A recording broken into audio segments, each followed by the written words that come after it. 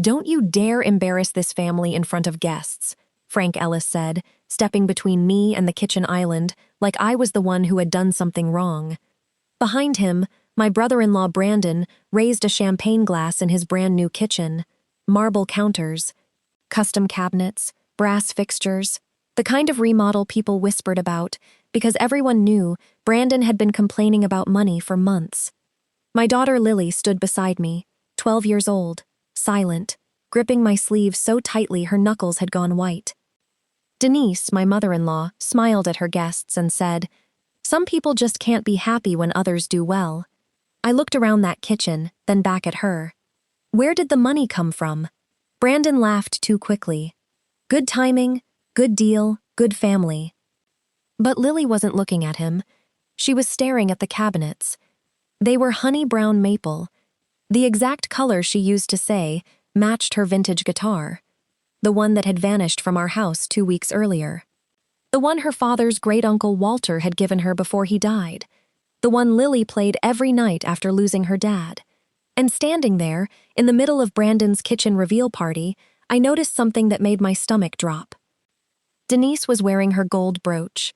The same brooch she had worn the day she came to my house to help after a plumbing leak soaked the hallway closet. That had been the last day Lily's guitar was in its case under her bed. I had spent 2 weeks blaming myself. I had searched closets, called repairmen, checked the garage, even wondered if I had somehow moved it during the cleanup and forgotten. Denise had told me I was exhausted. Frank had told me grief made people careless. Now Denise walked toward the front door as I reached for Lily's hand. "Leaving already?" she asked. "I think we should go," I said. Her smile sharpened. Maybe Lily should stay and learn something useful. Things sitting unused don't belong to people who can't appreciate them. The kitchen went quiet. Lily looked up at me. I turned back slowly. "What did you just say?" Brandon stopped smiling. Frank gave Denise a warning look. Then my phone buzzed. Unknown number. "Are you the owner of a 1959 Gibson ES335 with the initials LE scratched under the bridge?"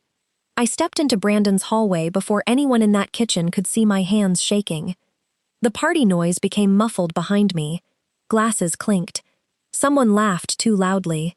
Lily followed me and pressed her back to the wall, staring at my phone like it might either save her or break her heart. I called the unknown number. A man answered on the second ring. "Hello? My name is Mara Ellis," I said. "You texted me about a guitar." There was a pause. Then his voice changed. "You're the mother?" My throat tightened. "I'm Lily's mother. Where is it?" "I bought it 2 weeks ago," he said carefully. "Private sale. Older couple, mid-60s. Their adult son was there too. They said it had been in the family, that they had permission to sell." Lily's lips parted, but no sound came out. I closed my eyes for half a second. "How much?" The man hesitated. "How much?" I asked again. 92,000. The hallway tilted under my feet. Lily whispered, "Mom." I reached for her hand. The man continued, "I deal in vintage instruments." Something felt off. The woman didn't know enough about the guitar, but she knew where to point when I asked about the case compartment. I found initials scratched under the bridge. L.E. Then I found a folded note tucked inside the case pocket. "What note?" I asked. "I haven't read all of it yet." The first line says, "The call cut. Not because of bad service. Because Denise had followed us into the hallway and pressed her finger against my screen." The phone went dark in my hand. For a moment, neither of us moved. Then Denise smiled softly, like she was comforting a child who had misunderstood something. "Mara," she said, "you need to stop before this becomes embarrassing." Lily stepped closer to me. "You hung up my call," I said. "I stopped you from making a scene at your brother-in-law's celebration. My daughter's guitar is gone." Denise sighed through her nose. "That guitar was an Ellis item. It was Lily's. It was in your house," she said, lowering her voice. "That is not the same thing." Her calmness was worse than shouting. She sounded like she had rehearsed this. I looked past her toward the kitchen, where Brandon was pretending not to watch us from beside his new island. "Did you take it?" I asked. Denise's face stiffened. Be careful. No. Did you take Lily's guitar? Her eyes moved to Lily, then back to me. You have always been very emotional about anything connected to Adam, she said, naming my late husband like she had ownership over him too. And I understand that. But grief does not make everything yours. Lily flinched. That guitar was given to Lily, I said. Denise leaned closer. Walter was old. He was sentimental. You were always around him near the end, weren't you? I stared at her. There it was. The accusation she had never said out loud, but had always left sitting between us at family dinners. That I had somehow taken too much from their family, their son, their sympathy, their heirloom. Before I could answer, Frank stepped into the hall. What's going on? He asked, though his eyes were already on my phone. I know it was sold, I said. A collector just called me. Frank's jaw flexed once. Denise said, Mara is confused. I'm not confused. Frank took a slow step toward me. You need to understand market value before you start throwing around words you can't take back. Market value. I had never said those words. Neither had the collector. Lily looked at her grandfather. You knew how much it was worth? Frank's mouth opened, then closed. Denise touched his arm, warning him too late. I looked at her. How did you know about the hidden compartment in the case? Denise's face changed so quickly, most people would have missed it. The soft grandmother mask slipped, just for a second, and something colder looked through. Then Lily asked the question I had been afraid to ask in front of her. Did you sell Dad's guitar? Denise did not crouch down. She did not apologize. She did not even look directly at Lily. She looked over Lily's head at me and said, Your uncle needed help. Something inside me went still. For years, I had swallowed little insults because I thought keeping peace meant keeping Lily connected to her father's family. I had smiled through Denise correcting how I packed Lily's lunch. I had stayed quiet when Frank called me dramatic. I had accepted Brandon forgetting Lily's birthdays and Denise making excuses for him. But this was not a family misunderstanding. This was my child standing in a hallway, hearing that her grief had been priced, sold, and turned into someone else's kitchen. I walked past Denise. Mara, Frank warned. I did not stop. I went straight back into the kitchen, where the guests were still gathered around the island, admiring the cabinets that looked too much like the guitar Lily had loved. I picked up a champagne glass, tapped it with a spoon, and waited until every head turned. Brandon's smile faded first. Then Denise appeared in the doorway behind me. I looked at my brother-in-law and said, Everyone, I need to ask Brandon where the $92,000 came from. The whole kitchen went silent. Not quiet. Silent. The kind of silence where every little thing became too loud. The hum of the refrigerator, the fizz of champagne, Claire's bracelet clicking against her glass as her hand slowly lowered. Brandon stared at me like I had slapped him. What did you just say? Claire asked. I kept my eyes on Brandon. I asked where the $92,000 came from. Claire turned toward him. Brandon? He gave a short laugh, but it had no air in it. Mara's upset. She's been upset for weeks. That's not an answer, Claire said. Denise pushed through from the hallway. This is exactly why I said we should have kept tonight small. Mara, you are humiliating yourself. No, I said. Someone contacted me about Lily's missing guitar. A few relatives glanced at Lily. She stood just behind me, small and pale, but she didn't hide. I continued. A private collector said he bought it 2 weeks ago.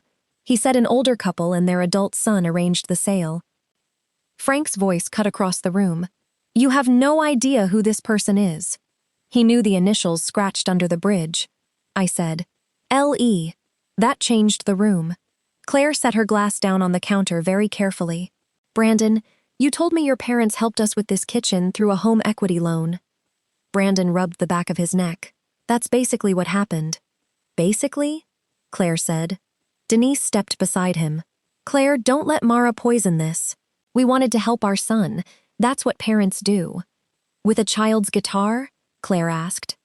Frank scoffed. It was an old guitar sitting under a bed. Lily moved before I could stop her.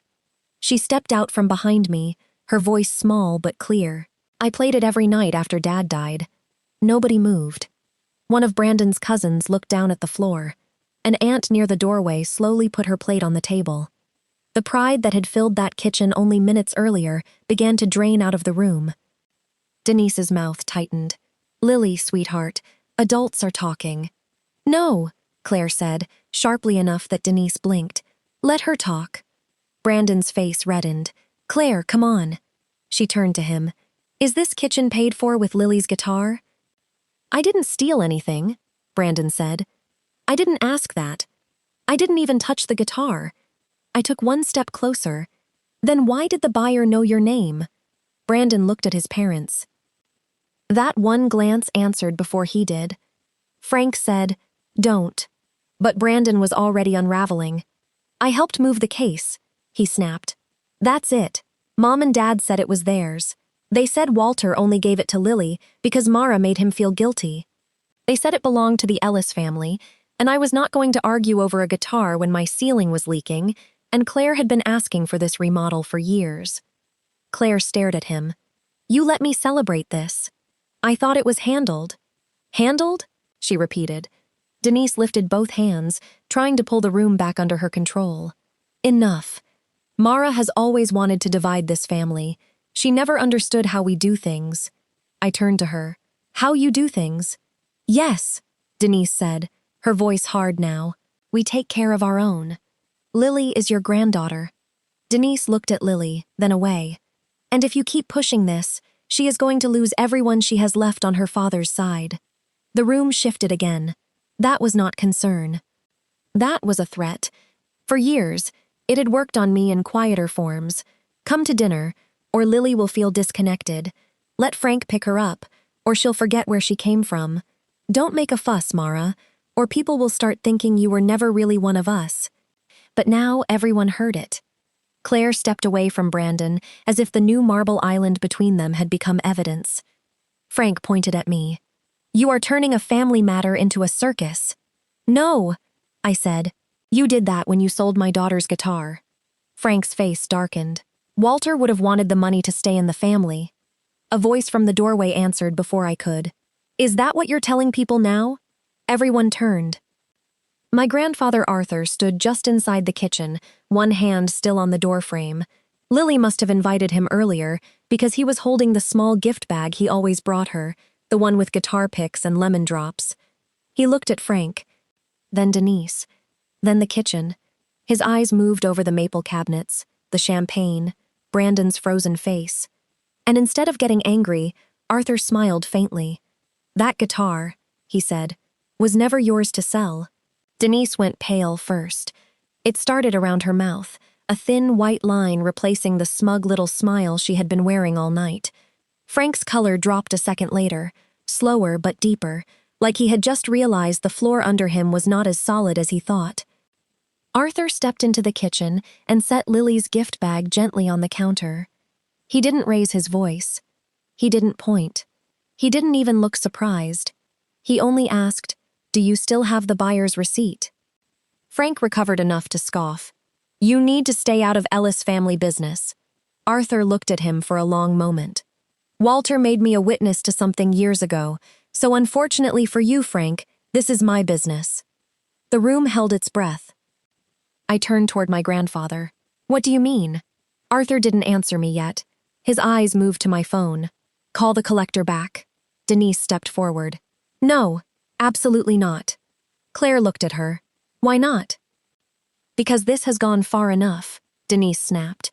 Arthur turned to Lily. "Honey, do you want your mother to make that call?" Lily nodded once. That was all I needed. I tapped the unknown number with shaking fingers and put the call on speaker. The man answered quickly. "Mrs. Ellis? This is Mara," I said. "You're on speaker. My grandfather is here. So are the people who sold you the guitar." A short silence followed. Then the collector said, "All right." Arthur leaned closer to the phone. "Sir, did you purchase a 1959 Gibson ES 335 2 weeks ago?" "Yes." "From whom?" The collector took a breath. A woman named Denise Ellis, a man named Frank Ellis, and their son, Brandon Ellis. They met me at a private showroom outside the city. Brandon closed his eyes. Claire whispered, "Oh my God."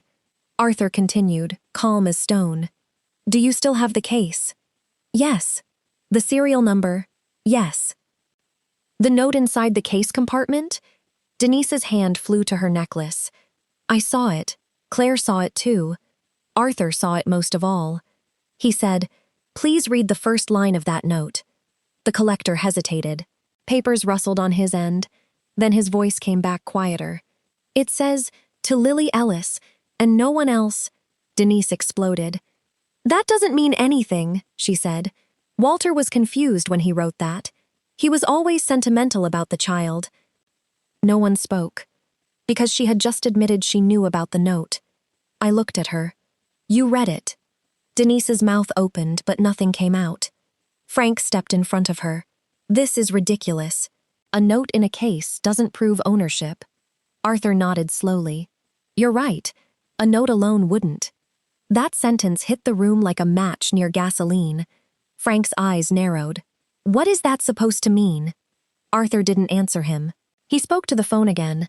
"Sir, I need you not to sell, transfer, clean, repair, or alter that instrument in any way." "I wasn't planning to," the collector said. "That's why I contacted Mrs. Ellis. Something about the sale felt wrong from the start." "What felt wrong?" I asked. "The woman knew exactly where the compartment was," he said. "But when I asked what year the guitar had been played most, she couldn't answer. When I asked about Lily, she said the child had agreed through her mother." My stomach turned. I looked at Denise. "You told him I gave permission?" Denise looked away. Frank said, "You can't prove any of this." The collector cleared his throat. "Actually, I can." Brandon's eyes snapped open. The collector continued, "For instruments at that price, especially with provenance claims, I record sale meetings. It protects me from fraud. I have video of the entire transaction." Frank's face hardened. "That was a private conversation." "You were selling a $92,000 guitar," the collector said, "and you signed the bill of sale." Claire took another step away from Brandon until her back touched the new cabinets. The beautiful kitchen suddenly looked different. Not impressive. Not earned.